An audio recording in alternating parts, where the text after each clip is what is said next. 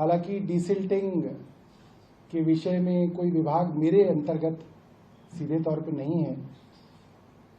दिल्ली के अंदर की डीसिल्टिंग जनरली 4-5 एजेंसीज करती हैं, जिसके अंदर मुख्यतः MCD, NDMC, DDA, cantonment board, PWD करती है।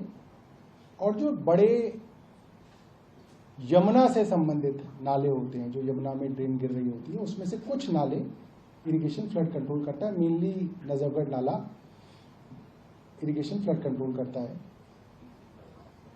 मगर मैंने, ताकि सब लोगों को दिल्ली का प्रशासन कैसे चलता है या ओवरऑल प्रशासन के अंदर किस तरीके की मीटिंग्स होती हैं, डिसीजन मेकिंग होती है, क्या उसके अंदर चलता है, उसको बताने के लिए मैंने एक मीटिंग के अपने कुछ वीडियोस ट्विटर पे डाले। और वो वीडियोस ऐसा नहीं है कि कोई सीक्रेट कैमरा से रिकॉर्ड हो रहे थे। उस मीटिंग के अंदर बाकायदा सामने कैमरा लगा के वो रिकॉर्ड हो रही थी, सब अफसरों को मालूम था। तो आप मान सकते हैं कि वो ऑफिसर्स एट देयर बेस्ट थे। जो बिना कैमरे की मीटिंग होती है उसमें क्या होता है वो तो मैं कभी किसी और दिन बताऊंगा। वो था जब कैमरा लगा होने के बाद जो अफसरों का बर्ताव था वो उसमें था। उसमें मैंने मुख्य तौर पे ये बताया कि किसी भी शहर के अंदर जलभराव की समस्या को निपटारा करने का किसी भी साइंटिस्ट से पूछ लीजिए, एक ही तरीका है, डीसिल्टिंग ऑफ ड्रेन्स। कि वहां पे नालियों की गाद निकालने का काम अच्छी तरीके से हो, मॉनसून के आने से पहले हो जाए, तो वहां पे जल भराव की समस्या काफी हद तक कम हो सकती है।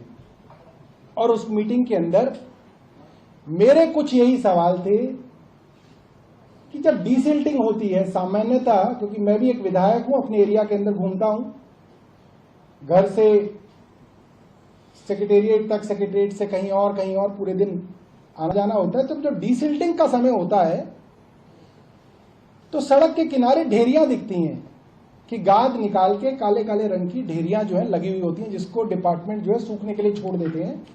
और विधायक ये बात जानते हैं कि नागरिकों के फोन आने लग जाते हैं, आरडब्ल्यूएस के फोन आ जाते हैं, सर 3 दिन से सिल्ट निकाल के रखी हुई है, उसको उठवा दो। सिल्ट रखी हुई है, वो दोबारा बारिश आ जाएगी, बह के नाले में दोबारा चले जाएगी, उसको उठवा दो। तो मुझे ये बात मालूम थी कि इस तरीके के फोन कॉल्स नहीं आए हैं और इस तरीके की ढेरियां भी मुझे सड़कों पे नहीं दिखी हैं। यानी कि डीसिल्टिंग इस बार शहर में उस तरीके से नहीं हुई जितनी होनी चाहिए। तो मैंने उस मीटिंग के अंदर सवाल पूछे थे और उन सवालों का कंटेक्स्ट क्या था वो कई लोग ट्विटर पे पूछ रहे हैं। कई लोग भारतीय जनता पार्टी के, मैंने कुछ नेताओं को देखा, वो कह रहे हैं कि साहब आप 28 जून को मीटिंग कर रहे हैं, ये मीटिंग तो पहले होनी चाहिए थी, 28 जून को कोई ना प्लानिंग होगी। तो मैं उन सब लोगों के लिए और आप सब लोगों के लिए बताना चाहता हूं कि ये प्रयास कब से शुरू हुआ। डीसिल्टिंग को लेके मैंने सभी विभागों की मीटिंग पहली बार बुलाने के लिए 6 फरवरी को, सर्दियों में उसका नोटिस निकाला था। 6 फरवरी को मैंने नोटिस निकाला to discuss comprehensive strategy for scientific drain management to avoid water logging in Delhi. और इसके अंदर मैंने बुलाया मुख्य सचिव को Naresh Kumar, vice chairman DDA को, कमिश्नर एमसीडी को, सीईओ जल बोर्ड को, प्रिंसिपल सेक्रेटरी पीडब्ल्यूडी को, principal secretary irrigation flood control जो आशीष कुंद्रा हैं, जो आज की तारीख में एलजी के प्रिंसिपल सेक्रेटरी हैं, मैनेजिंग डायरेक्टर दिल्ली मेट्रो वगैरह वगैरह। और ये मीटिंग 13 तारीख को की कि सभी विभागों की एक कॉम्प्रिहेंसिव स्ट्रैटेजी होनी चाहिए वाटर लॉगिंग को लेके, वरना जनरली ये दोष लगता है, ये एमसीडी की ड्रेन है, ये पीडब्ल्यूडी की ड्रेन है, यहाँ डीडीए का इलाका आ गया, ये एनडीएमसी का इलाका आ गया। आपको जान के हैरानी होगी, इस मीटिंग के अंदर इतने सारे आईएएस अधिकारियों को बुलाया गया, including mister Naresh Kumar, not even 1 IAS officer turned up.